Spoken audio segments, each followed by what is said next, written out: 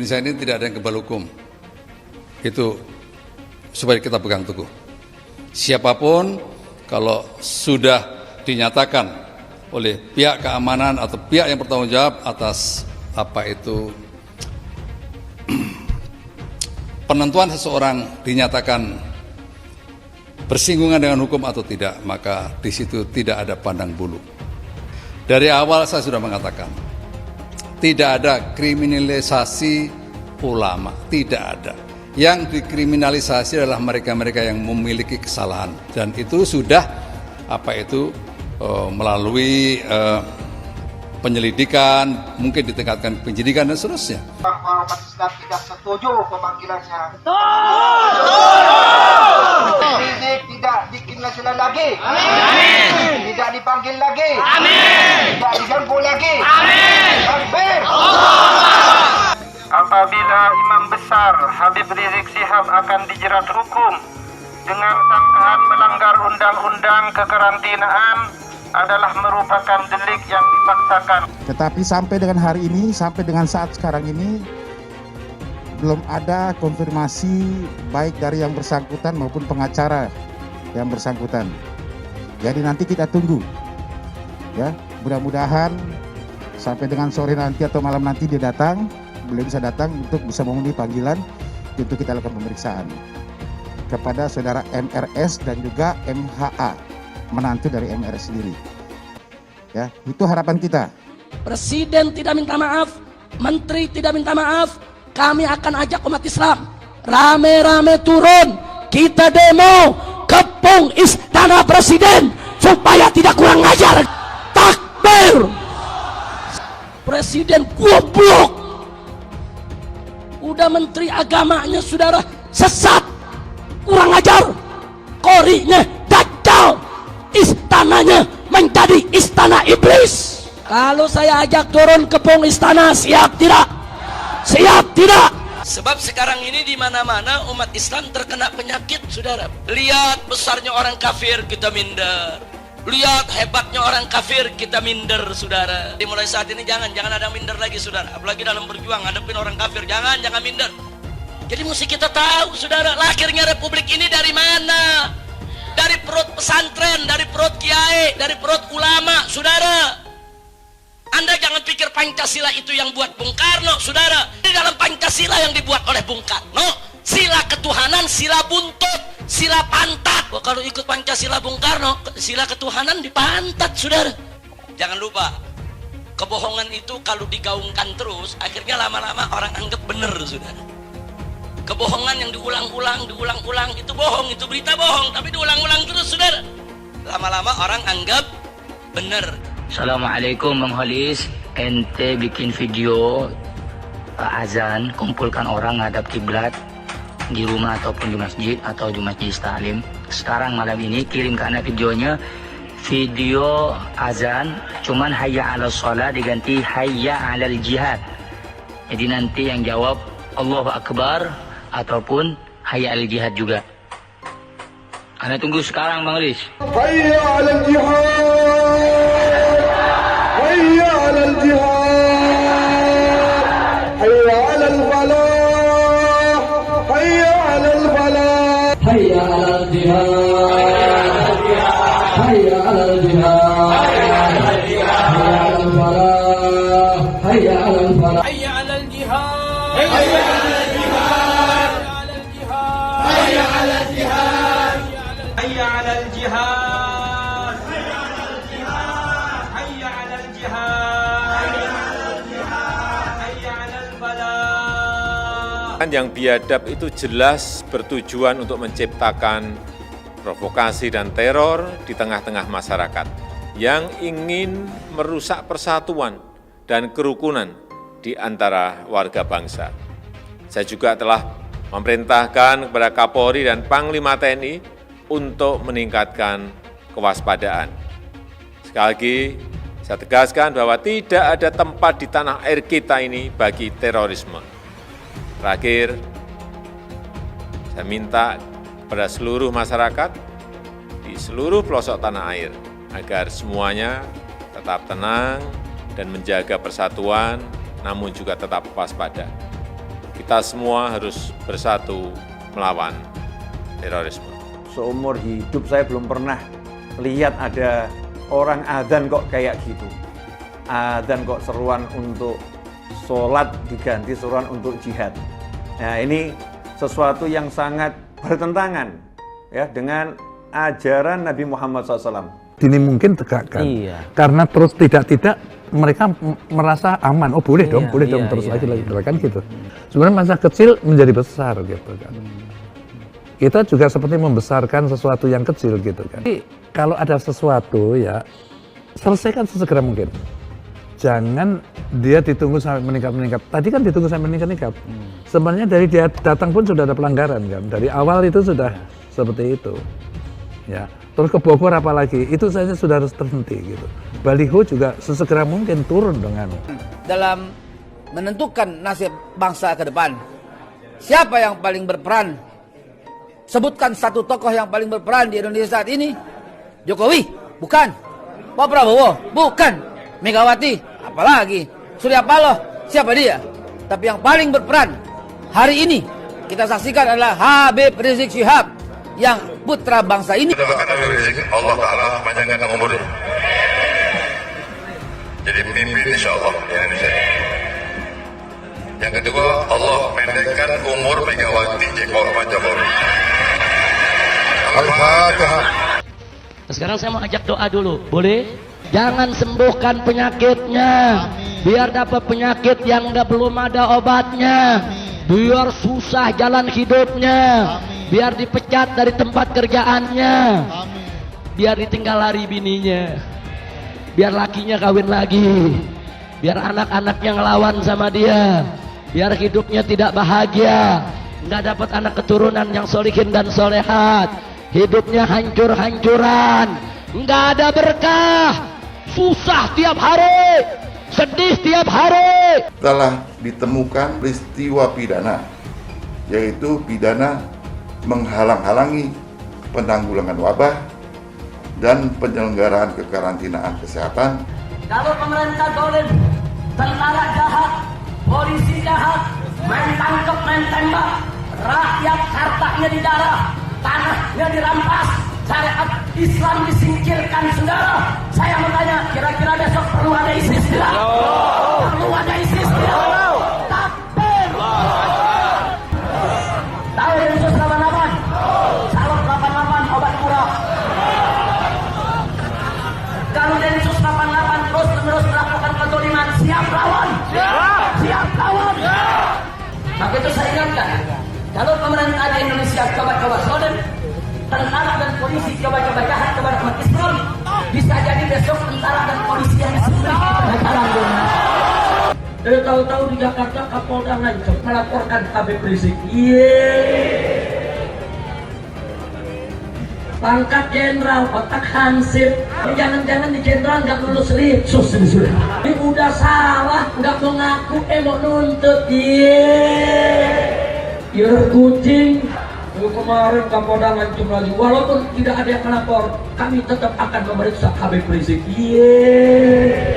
Lu periksa dari segi mananya?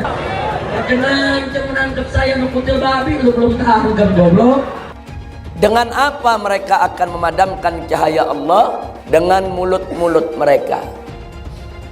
Artinya dengan mulut ini, dengan perkataan, dengan ucapan, dengan pernyataan, dengan statement, dengan lidah mereka. Kalau sekarang kita buka internet, aneka ragam ucapan-ucapan kotor, kasar, sangat berbahaya. Pendapat maupun agama yang ada di antara kita, saudara. Tapi hati-hati, kalau umat Hindu dibalik coba-coba kurang ajar kepada umat Islam, jangan salahkan umat Islam. Kalau keliru besok di seluruh wilayah Indonesia, kami katakan bangga.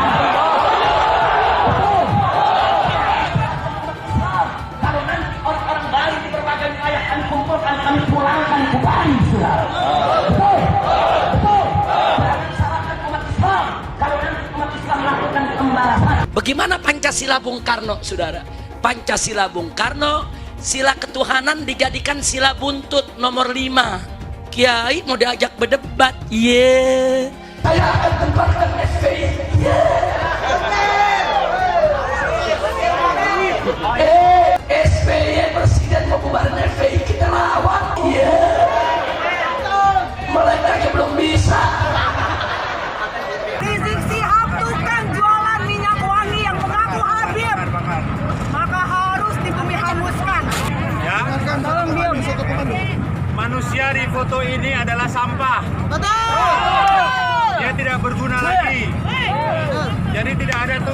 bahwa kita mencemarkan nama baik.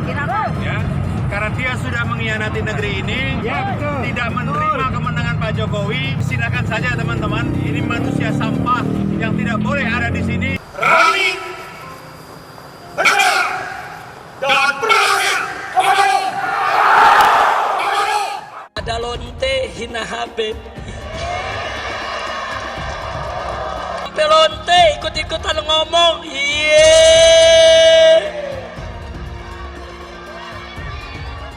Saudara, saya nggak marah.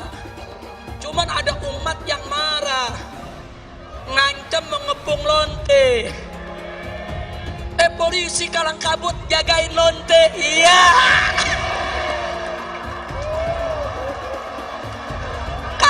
Kacau. Lonte hina Habib dijaga polisi. Ditangkap enggak? Dijagain. Jangan-jangan minta jatah kali. Jadi ketika bicara mengingkari janji atau tidak, maka lihatlah janjinya. Janjinya apa? Kenyataannya apa? Jadi pemimpin itu berpihak dulu. Ada keberpihakan. Dari keberpihakan dibuat mekanisme aturannya. Kecil yang nggak patuh protokol kesehatan didenda. Giliran ada yang bikin kerumunan ribuan orang berkali-kali dibiarkan. Ada yang dari luar, gubernurnya malah sowan. Kenapa takut? Padahal tegas itu yang dirindukan kami, rakyat Indonesia. Gubernur goblok. Dia janji mau nikah, dia janji ada semua, Kak. Saya kirim ke dia. Saya berbuat seperti ini karena perbuatan Habib sendiri. Nah, Habib merasa diteror, diancam, tertekan karena perbuatan Habib sendiri. Oh, Firza berarti bohong. Firza tidak hapus chat. Oh, tidak, saya hapus sih. Saya tidak mau sakit sendiri. Kayak gitu. Habib Rizik Syihab, mereka adalah penista agama, sudah dilaporkan bertahun-tahun, tetapi tetap saja tidak ditangkap oleh polisi karena polisi takut oleh umat mayoritas agama Islam. Saya tekankan sama kau, ya, kau coba-coba bermain rasis, radikal, kau camkan itu kadrun, saya sampaikan. Saya mengajak seluruh elemen masyarakat, mari kita bersatu, berkumpul untuk mengusir FPI. Sudah saatnya kita bertindak, karena selama ini kita membiarkan mereka merajalela, bertindak seenak-enaknya, sesuka hatinya. Saya mengatakan perang dengan FPI, bubarkan FPI. Mari kita bersatu semuanya, bergerak untuk mengusir FPI dari Indonesia. Si Rizik Genruwo, para pengikutnya semua adalah itu si Rizik Genruwo imam apa? Imamnya FPI, tidak usah macam-macam. Lihat apa yang dilakukan front penghancur Islam. Lihat dengan ngancurin sana sini. Pancasila Soekarno, ketuhanan ada di pantat. Anak Tuhan dari mana? Kalau Yesus anak Tuhan, bidangnya siapa? Besok di seluruh wilayah Indonesia akan katakan bangsa. Padahal dia minoritas. Dia mulai tahu pertama kafir, kedua goblok. Kitab Bible Kristen itu bohong. Saya bukan mengatakan Bible Kristen fiksi. Bible Kristen itu palsu. Karena di salib itu ada jin kafir. Karena di salib itu ada jin kafir. Karena di salib itu ada jin kafir. Haleluya. Kemudian na'udzubillah min dzalik. Anda pilih orang kafir, berarti Anda telah menyerahkan urusan umat Islam ke tangan orang kafir. Gus Dur itu buta mata juga buta hati. Jarang, saya belum pernah nengok Cina kerasukan setan. Pernah tak Ahok itu kerasukan setan? Enggak, setannya juga pernah. Karena sesama setan dilarang saling menggoda. Saya nggak pernah mundur untuk kebenaran, keadilan, kejujuran. Dan peri kemanusiaan, gue nggak pernah mundur. Dan gue nggak pernah takut juga sama lu. Siapapun yang rasis, gue akan hadapin. Gue bilang. Karena rasis itu tidak berperi kemanusiaan. Karena saya ditanya dulu kan, kamu nyesel nggak statement kamu di Pulau Seribu sehingga masih masuk penjara? Tidak pernah nyesel. Karena saya mengatakan kebenaran. Kalau itu ada ormas yang seperti itu, ya kita gebuk, kita tendang. Sudah jelas itu. Jangan ditanyakan lagi. Hai teman-teman, saya mau memperlihatkan transaksi saya hari ini lakukan trading di eToro. Ini bukti transaksi saya untung $4.500 US, itu sekitar 68 juta rupiah. Semua keuntungan bisa saya dapatkan dengan fasilitas copy trading di eToro. Kalau saya bisa, kalian juga bisa guys. Oke, itu yang mau saya tunjukkan. Like video ini sekarang juga dan gunakan link di kolom deskripsi, maka kalian berhak dapat bonus kalian. Promo ini ada masa waktunya, jadi jangan ketinggalan. Bukan cuma itu saja, transaksi tidak dikenakan fee, baik itu investasi saham, trading forex, komoditas, bitcoin, dan lainnya. Kalian bisa melakukan transaksi berapa kali pun atau unlimited trading. Dan tidak ada fee sama sekali. Jika transaksi di tempat lain sudah berapa fee-nya. Setelah nonton video ini, ayo bergabung dengan eToro hari ini, gratis dan tidak ada minimal deposit. Pastikan kalian menggunakan link di kolom deskripsi untuk mendapatkan welcome bonus. Kalian bisa menggunakan bonus $100.000 di akun virtual untuk latihan. Bukan cuma itu, kalian akan dapat kelas trading online gratis senilai Rp3 juta atau $200 jika kalian deposit di bulan ini. Selamat menonton guys, enjoy! Hai semua, dengan saya Jonas Leong. Terima kasih banyak buat kalian penonton setia yang selalu menonton di channel ini. Saya secara personal sangat menghargai waktu kalian. Dan saya sudah menganggap kalian sebagai family karena kalian selalu support di channel ini. Bagi kalian yang selalu menuliskan opini kalian di kolom komen, saya baca komen kalian satu persatu. Saya baca komen kalian untuk mengetahui opini kalian, tanggapan kalian, dan masukan kalian sangat berguna untuk video selanjutnya. Terima kasih banyak buat kalian yang selalu menekan tombol like di awal video. Video seperti ini membutuhkan waktu dan juga research. Dan ini semua gratis untuk kalian. Jadi pastikan kalian menekan tombol like-nya, supaya saya mengetahui kalian menyukai konten yang saya bagikan. Sebab sekarang ini di mana-mana umat Islam terkena penyakit, saudara. Penyakit minder. Lihat besarnya orang kafir, kita minder. Lihat hebatnya orang kafir, kita minder, saudara. Belum apa-apa kalau mau berjuang udah merasa kalah duluan. Media udah mereka punya, duit udah mereka punya, ekonomi udah mereka punya. Nggak mungkin lah kita menang. Nah, ini banyak sekali nih penyakit-penyakit seperti ini menggerogoti daripada kekuatan umat Islam di mana-mana, saudara. Kali-kali engkau merasa lemah, merasa tidak berdaya, merasa hina, merasa dibawa. Apalagi kau merasa sedih di dalam menghadapi musuh-musuh Allah, musuh-musuh Nabi dan musuh-musuh Islam. Jangan, antumul a'launa. Engkau sekalian tertinggi, jauh lebih tinggi dari mereka, jauh lebih mulia dari mereka, jauh lebih hebat dari mereka. Tapi syarat, dimulai saat ini jangan ada minder lagi, saudara. Apalagi dalam berjuang, ngadepin orang kafir, jangan minder. Ngadepin pejabat, ngadepin orang kaya, ngadepin pengusaha, ngadepin orang sebesar apapun, nggak ada. Tinggalkan itu sikap minder, saudara. Nggak boleh. Kita hanya boleh tawaduk, merendahkan diri sesama orang-orang yang beriman, yang takut kepada Allah. Tapi kepada orang-orang yang takabur, kepada orang-orang yang sombong, kepada orang-orang yang ingkar kepada Allah, jangan pernah kita merendahkan diri di hadapan mereka, ya ikhwan. Jangan. Tegakkan kepala kita, busungkan dada kita, tunjukkan kepercayaan diri kita, tunjukkan kebulatan tekad kita, bahwa kita tidak akan pernah merasa lemah, apalagi bersedih di dalam menghadapi musuh-musuh Allah subhanahu wa ta'ala.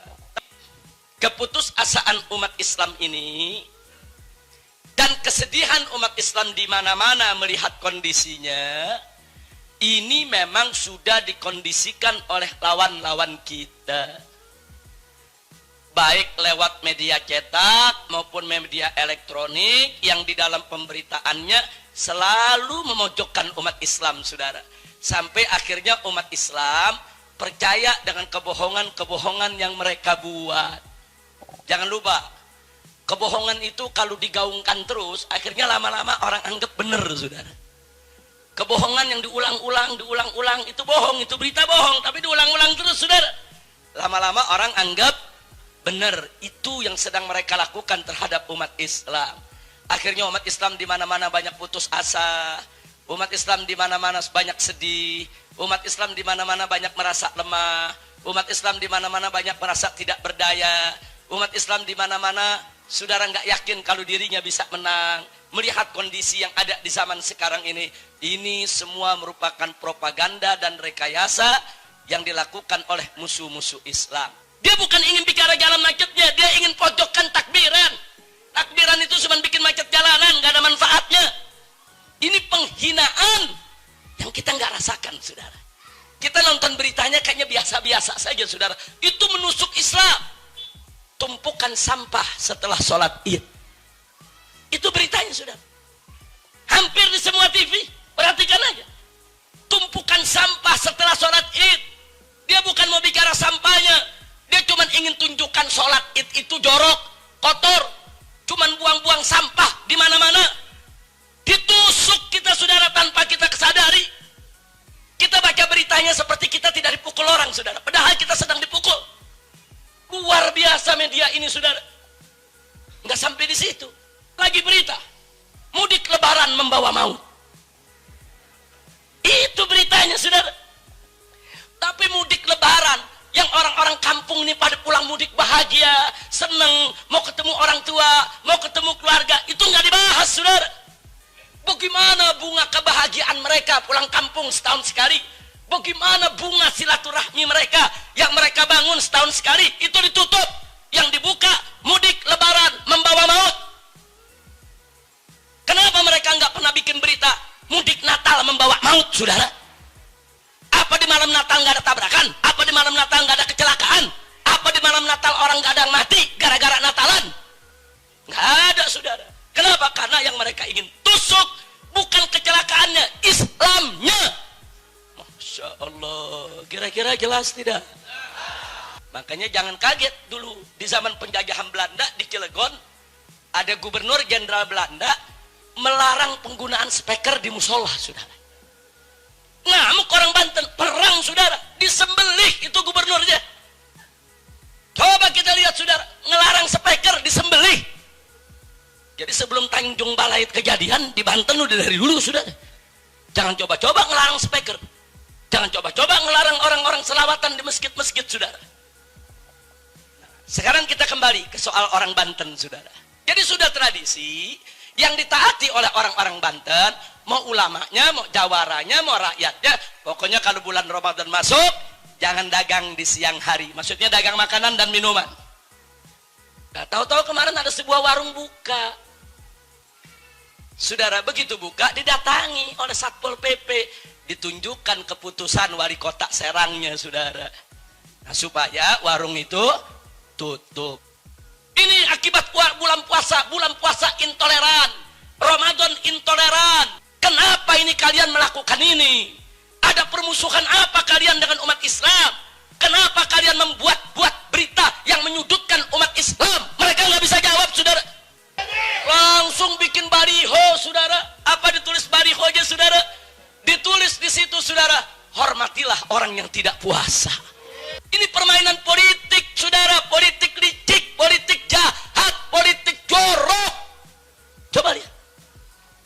Nggak sampai di situ, pemerintah pun terpengaruh dengan media, saudara. Sampai yang ngebakar masjid diundang ke istana makan siang bersama dengan presiden. Apa ini negeri, saudara? Diundang. Udah gitu diundang berani ngancam depan presiden. Pak Presiden, kami minta 2 orang kami yang ditahan supaya dikeluarkan. Kalau nggak dikeluarkan, kami nggak tahu apa yang akan terjadi nanti. Ini presiden diancam, saudara.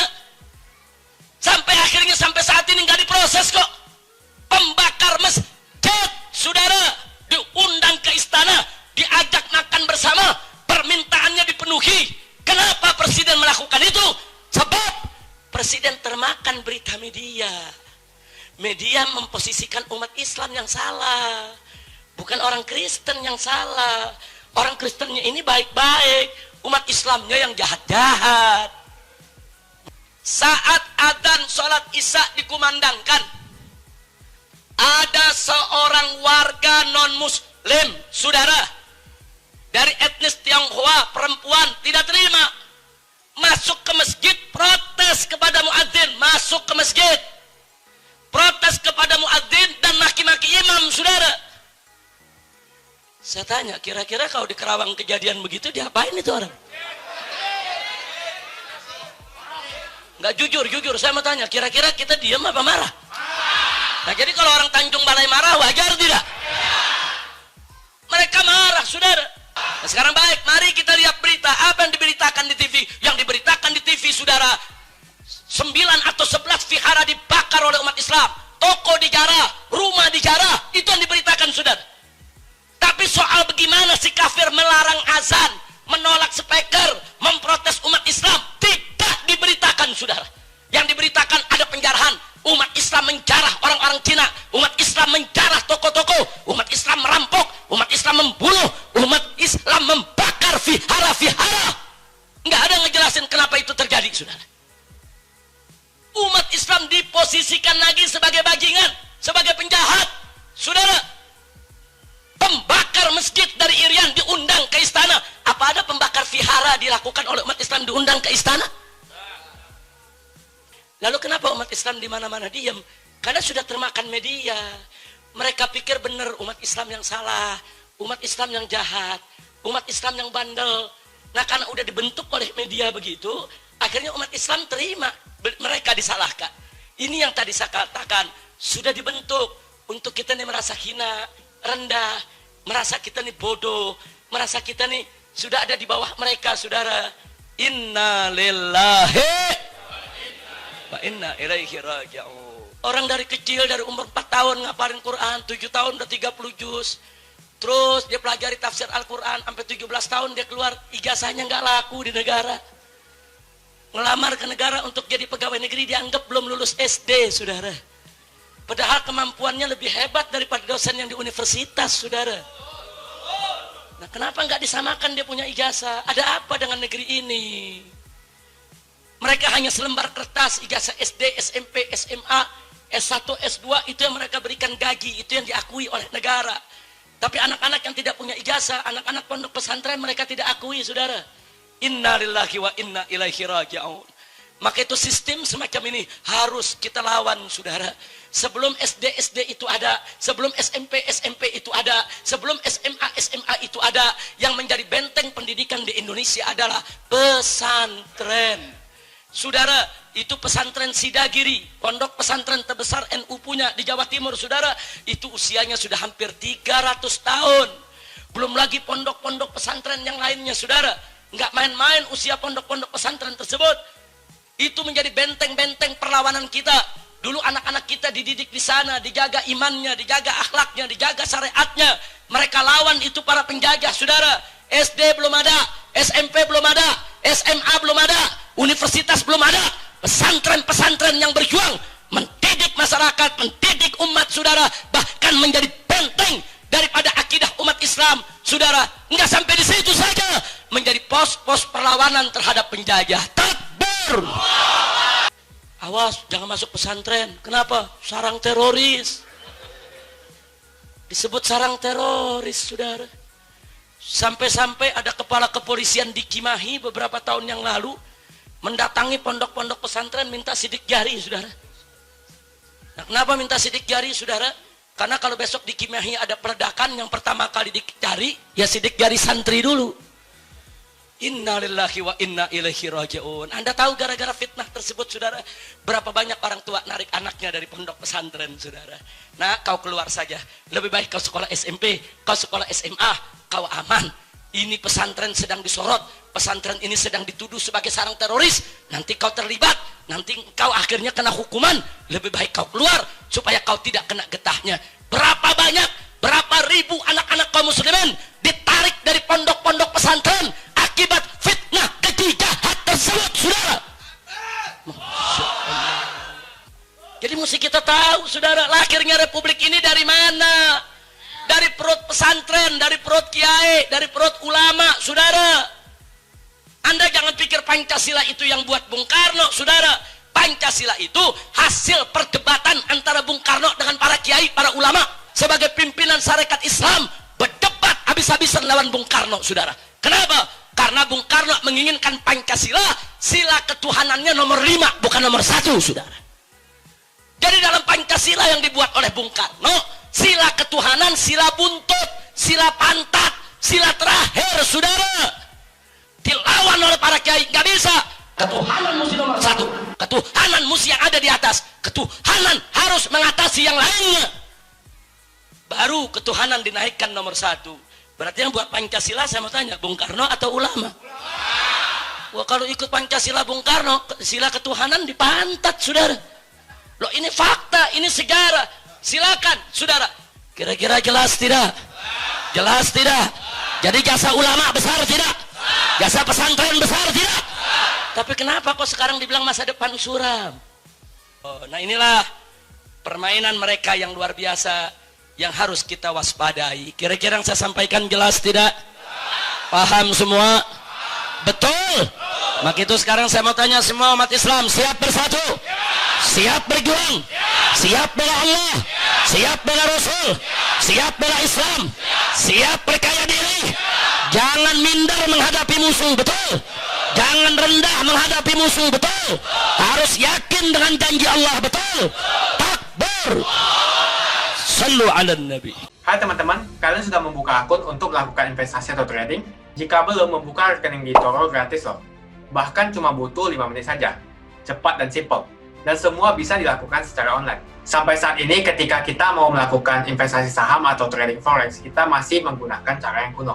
Seperti kita menelpon banker atau broker yang melakukan atau mengeksekusi transaksi kita. Tapi apakah kalian tahu di eToro kita membeli saham atau forex, kita cuma login, lalu memilih apa yang kita mau, lalu masukin angka berapa banyak yang ingin kita beli, lalu tinggal klik. Sesimpel itu. Sampai saat ini kita bingung mau investasi saham luar negeri, trading forex, komoditas, dan cryptocurrency di mana tepatnya. Kita bisa transaksi semua trading ini di eToro. eToro merupakan one-stop shopping.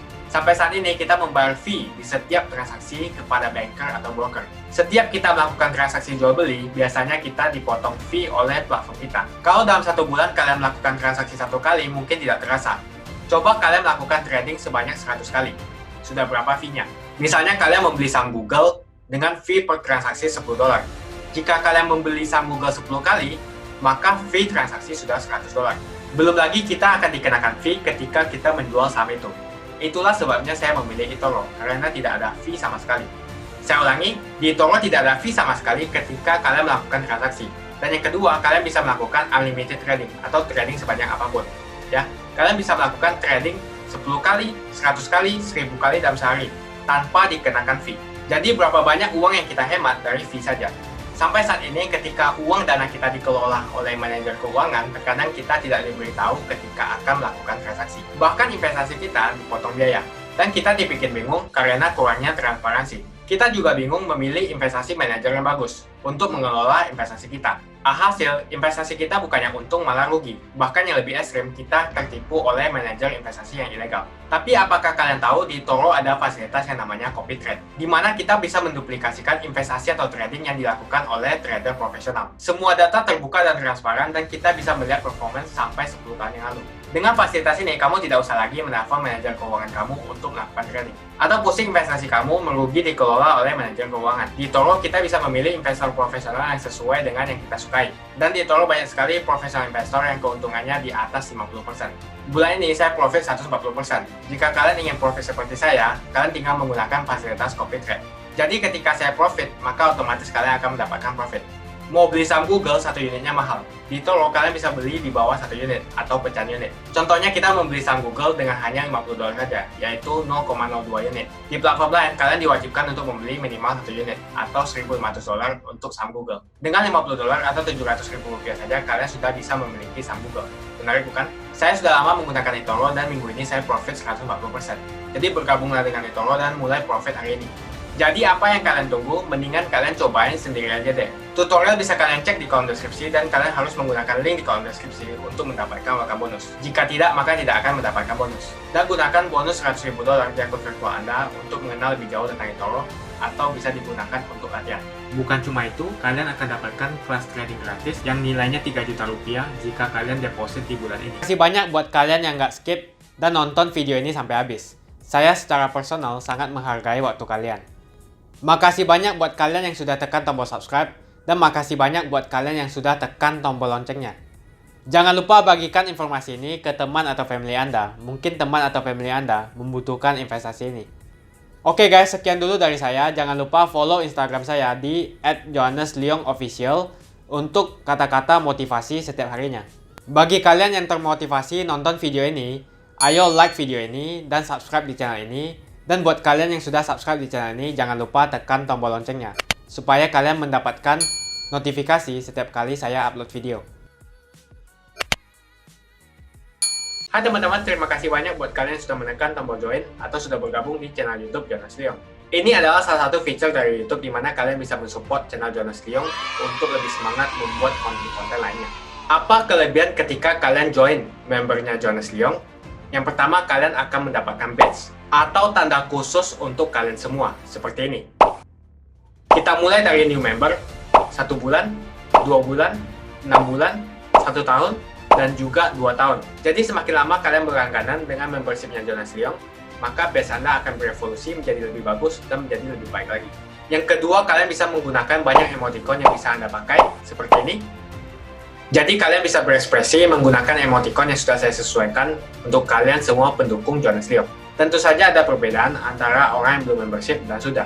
Dari segi tampilan nama yang di-highlight dan juga logo di samping nama ketika Anda komen. Dan juga komen kalian akan lebih sering saya reply dan juga akan saya pin atau feature di setiap video. Buat kalian yang tidak bisa ikutan atau bergabung membership, tidak masalah. Karena dengan Anda menonton dan juga subscribe channel YouTube Jonas Liong, dengan cara like dan juga komen channel YouTube Jonas Liong, itu sudah cukup untuk mensupport channel Jonas Liong. Ini adalah feature di mana kalian ingin mensupport channel YouTube Jonas Liong secara lebih lagi. Oke teman-teman, terima kasih banyak untuk support yang kalian berikan kepada channel YouTube Jonas Liong. Dan saya akan jumpa kalian di video selanjutnya.